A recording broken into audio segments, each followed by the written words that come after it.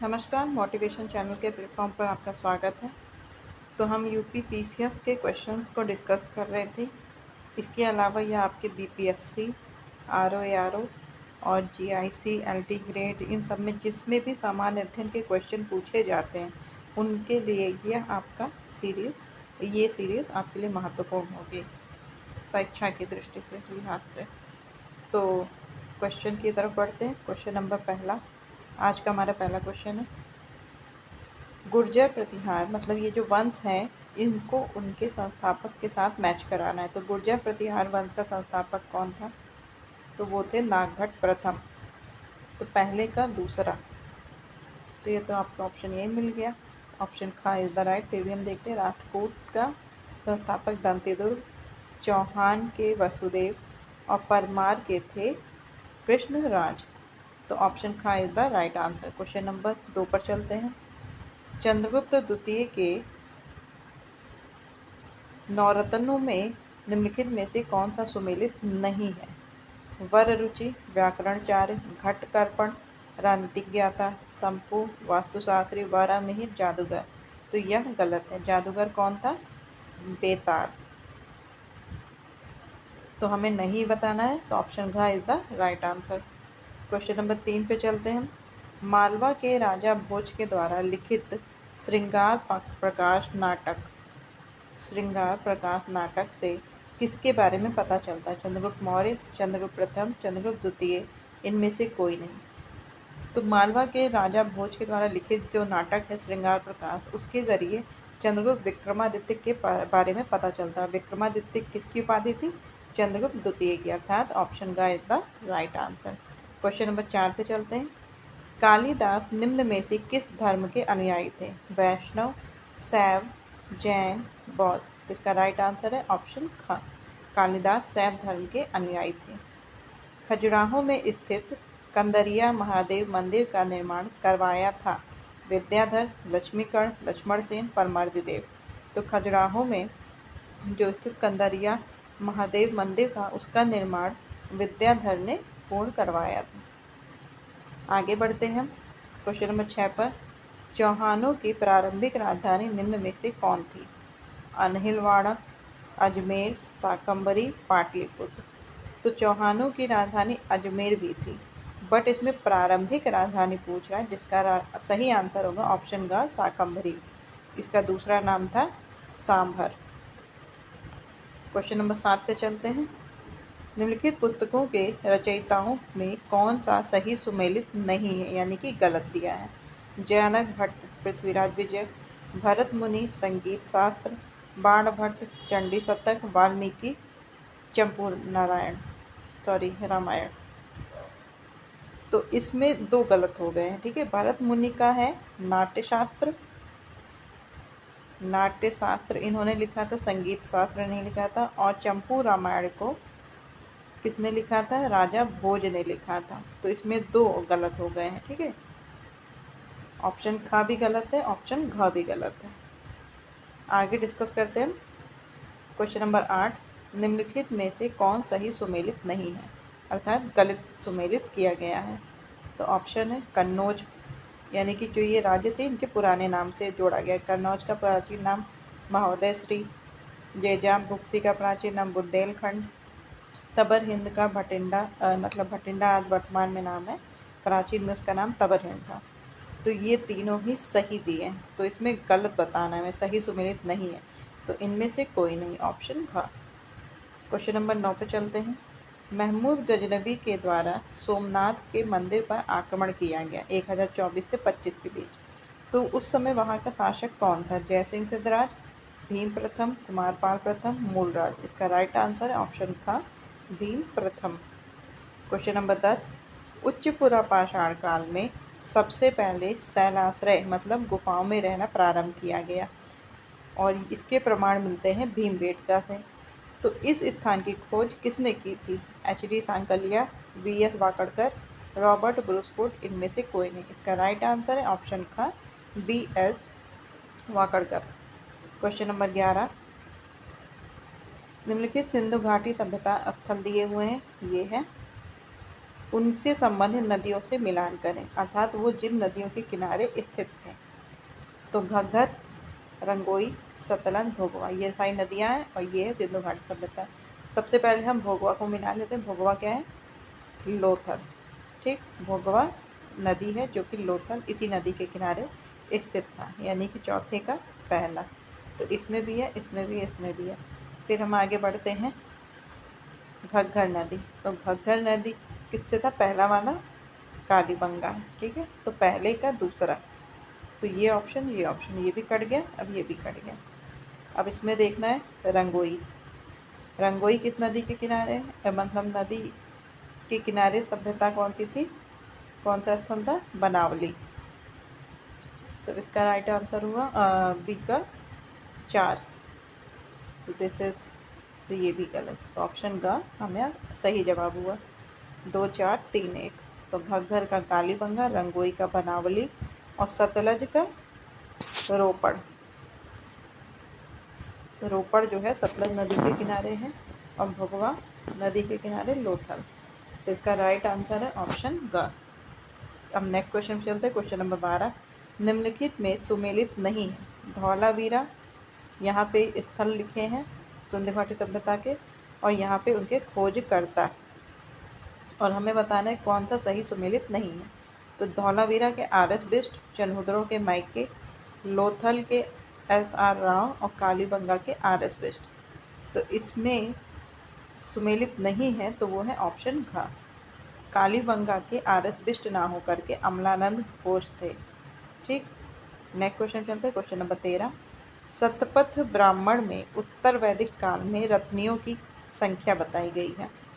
ठीक है, तो वो कितनी थी? 10, 11, 12, 7। सही ऑप्शन है इसमें ऑप्शन ग 12। उत्तर वैदिक काल में 12 रत्नी होते थे और जब पहला प्रशासक राजा चुना जाता था तो सबसे पहले इन रत्नियों के प्रति अपना आभार प्रकट करता था। ठीक है, तो क्वेश्चन नंबर 14 पे चलते हैं। निम्नलिखित में कौन लोग हैं, जो कौन व्यक्ति हैं जो जैन धर्म का अनुकरण या संरक्षण करने वाले शासक थे? तो अमोघवर्ष प्रथम राष्ट्रकूट वंश का था। इंद्र चतुर्थ, यह भी राष्ट्रकूट वंश का था। उपयुक्त दोनों, उपयुक्त में से कोई नहीं, यानी कि इनमें से कोई नहीं। तो ये दोनों ही इसके फॉलोवर थे, जैन धर्म को फॉलो किए थे या किसी न किसी तरह से उसका संरक्षण करते थे। तो इसमें ऑप्शन का इज द राइट आंसर, उपयुक्त दोनों। क्वेश्चन नंबर 15, मौर्य काल में मेगास्थनीज ने किसकी पूजा किए जाने का उल्लेख किया है? कृष्ण की, विष्णु की, दुर्गा की। दुर्गा 2 बार हो गया है, तो यहाँ पे क्या होगा? इसका राइट आंसर, मौर्य काल में मेगास्थनीज ने कृष्ण की पूजा किए जाने का उल्लेख किया है, ऑप्शन का, जिसे हेराक्लिस नाम दिया है उसने। क्वेश्चन नंबर 16, निम्नलिखित में से किस काल में पहली बार गुफा निर्माण कला का विकास हुआ? मौर्य काल, गुप्त काल, गुप्तोत्तर काल, मौर्योत्तर काल।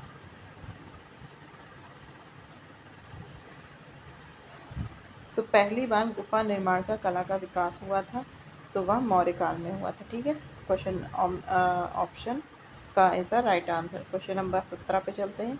निम्नलिखित यात्रियों को उनके समकालीन शासकों से सुमेलित कर दें, अर्थात वो यात्री किस राजा के समय में आए थे? तो हेरियोडोरस भागभद्र, यह सही है। पाययान चंद्रगुप्त द्वितीय समय, सही है। सुलेमान समुद्रगुप्त, ह्वेनसांग हर्षवर्धन। तो ऑप्शन का सुमेलित करें, उनके समकालीन शासकों से सुमेलित करें। तो इसमें हमें बताना, क्वेश्चन में चेंज कर देते हैं, सुमेलित नहीं है बताएं। सुमेलित नहीं है, तो ऑप्शन का सुमेलित नहीं। क्वेश्चन नंबर 18 पे चलते हैं। निम्नलिखित महाजनपद में कौन सा अपने शासक से संबंधित नहीं है? मतलब ये महाजनपदों के नाम दे रखे हैं, ठीक, और ये उनके शासक हैं, तो इसमें से किसका गलत लिखा है? अंग में ब्रह्मदत्त शासन करते थे। चेदी वंश में शिशुपाल वंश नहीं था, वो चेदी महाजनपद में शिशुपाल। अवंती में चंद्र प्रद्योत। और संबंधित नहीं है बताना है, तो इनमें से कोई नहीं। तो संबंधित नहीं है, ये सभी सही है और हमें नहीं बताना है, तो इसमें से क्या होगा? इनमें से कोई नहीं, ऑप्शन घ। क्वेश्चन नंबर 19 पे चलते हैं। राष्ट्रकूट शासक पुलकेशिन द्वितीय ने हर्षवर्धन को नर्मदा तट पर हराया था। इसको हराने के बाद उसने पुलकेशिन द्वितीय ने कौन सी उपाधि ली थी? परम भागवत, परम भट्टारक, परमेश्वर, विक्रमादित्य। तो हर्षवर्धन को हराने के बाद पुलकेशिन द्वितीय ने परमेश्वर की उपाधि ली थी, अर्थात ऑप्शन ग is the right answer. Question number 20, दोहरा जोखिम का सिद्धांत किस अनुच्छेद से संबंधित है? दोहरा जोखिम का सिद्धांत अनुच्छेद 21, अनुच्छेद 22, अनुच्छेद 17, अनुच्छेद 20। तो दोहरा जोखिम सिद्धांत का मतलब है कि किसी भी व्यक्ति को उसके एक अपराध के लिए एक से अधिक बार सजा नहीं दी जा सकती है। इसी को दोहरा जोखिम का सिद्धांत कहा गया और यह अनुच्छेद 20 से संबंधित है। ऑप्शन घ is the right answer. Question number 21, Operation Polo किस रियासत को विलय करने के लिए चलाया गया था? जम्मू कश्मीर को, जूनागढ़, हैदराबाद, बंगाल। इसका राइट आंसर है हैदराबाद, ऑप्शन ग। क्वेश्चन नंबर 22, आपातकाल के दौरान मूल अधिकारों का निलंबन यह किस देश से लिया गया है? जापान, जर्मनी, सोवियत संघ, ब्रिटेन। तो आपातकाल के दौरान मूल अधिकारों का निलंबन किया जाना यह जर्मनी से लिया गया है, ऑप्शन क। क्वेश्चन नंबर 23, विशेष राष्ट्र का दर्जा किस फॉर्मूले के आधार पर दिया जाता है? कस्तूरी रंगन फार्मूला, फजल अली, केशवानंद भारती, गाडगिल। तो उस फॉर्मूले का नाम है गाडगिल फॉर्मूला, ऑप्शन घ। क्वेश्चन नंबर 24 पे चलते हैं। फजल अली आयोग में 2 सदस्य और थे, ठीक है। फजल अली आयोग में फजल अली सदस्य थे और अन्य 2 सदस्य थे, तो उनके नाम क्या हैं? पंडित हृदयनाथ कुंजरू, सही है। सरदार के.एम. पणिकर, सही है। पट्टाभी सीतारमैया, गलत है। वल्लभ भाई पटेल, गलत है। तो इसमें ये दोनों ही ऑप्शन सही है, ठीक है। 2 सदस्य थे, ऑप्शन क, ऑप्शन ख, दोनों ही सही है।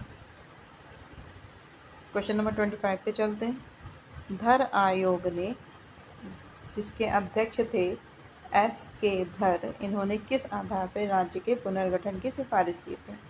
भाषा के आधार पर, क्षेत्र के आधार पर, प्रशासनिक सुविधा के आधार पर, राष्ट्रीय सुरक्षा के आधार पर। तो S.K. धर की अध्यक्षता में बने धर आयोग ने प्रशासनिक सुविधा के आधार पर राज्यों के पुनर्गठन की सिफारिश की थी, ना कि भाषा के आधार पर। तो ऑप्शन ग is the right answer. Question number 26, 103वें संविधान संशोधन के द्वारा निम्नलिखित में से कौन सा अनुच्छेद जोड़ा गया है? ऑप्शन 4 का 15(6), 16 का 15(5). का राइट आंसर है 15, अनुच्छेद 15(6). 103वें संविधान संशोधन में क्या है? अवसर की समानता, ठीक है। तो इसमें जोड़ा गया है EWS को। क्वेश्चन नंबर 27 पे चलते हैं। कारखाने, जो कारखाना होता है, निम्नलिखित में से किस सूची का विषय है? केंद्र सूची, राज्य सूची, समवर्ती सूची, अवशिष्ट सूची। तो इसका राइट आंसर है ऑप्शन ग, समवर्ती सूची का विषय है। क्वेश्चन नंबर 28, निम्नलिखित में कौन सुमेलित नहीं? ये भाग दे रखा है और उसके विषय दे रखे हैं। तो मूल अधिकार भाग 3 सही है। सहकारी समितियां भाग 9 का सही है। अधिकरण 14 का सही है। निर्वाचन भाग 15 में होता है। तो यहाँ पे सुमेलित नहीं है बताना, तो ऑप्शन घ इज द राइट आंसर। अब क्वेश्चन नंबर 29, 42वें संविधान संशोधन के द्वारा 1976 में निम्नलिखित में से कौन से शब्द जोड़े गए थे? किस में जोड़े गए थे? यहाँ लिखना भूल गए। प्रस्तावना में। प्रस्तावना में कौन से शब्द जोड़े गए थे? अखंडता, पंथनिरपेक्ष, बंधुत्व और समाजवादी। तो इसमें बंधुत्व शब्द नहीं जोड़े गए हैं। और इसमें यह क्वेश्चन में होना था कि प्रस्तावना में कौन से शब्द नहीं जोड़े गए, क्योंकि तीनों तो जोड़े गए, एक को बताना था तो नहीं जोड़े गए। तो वो है बंधुत्व शब्द नहीं जोड़ा गया है, ऑप्शन ग। और आज का हमारा आखिरी सवाल, विधि के द्वारा निम्नलिखित कथनों पर विचार करें। पहला कथन है, विधि के द्वारा स्थापित प्रक्रिया शब्द जो है, यह शब्द इंग्लैंड के संविधान से लिया गया। ठीक, संसद के उच्च सदन में सदस्यों के निर्वाचन की प्रक्रिया आयरलैंड संविधान से प्रेरित है। थर्ड सेंटेंस है, भारत की संघीय व्यवस्था 1867 के ब्रिटिश नॉर्थ अमेरिका अधिनियम से प्रेरित है। तो उपयुक्त कथन में से कौन सा कथन सत्य है?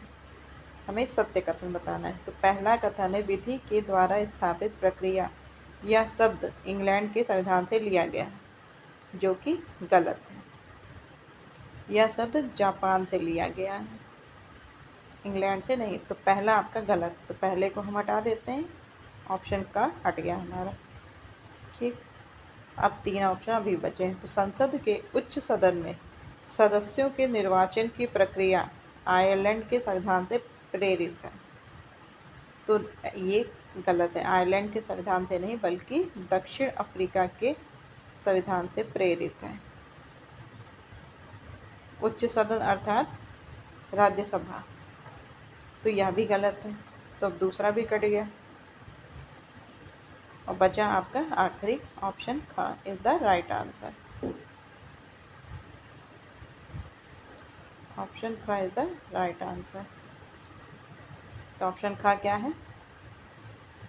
केवल 3 भारत की संघीय व्यवस्था 1867 के ब्रिटिश नॉर्थ अमेरिका अधिनियम से प्रेरित है। यही हमारा कथन सही है।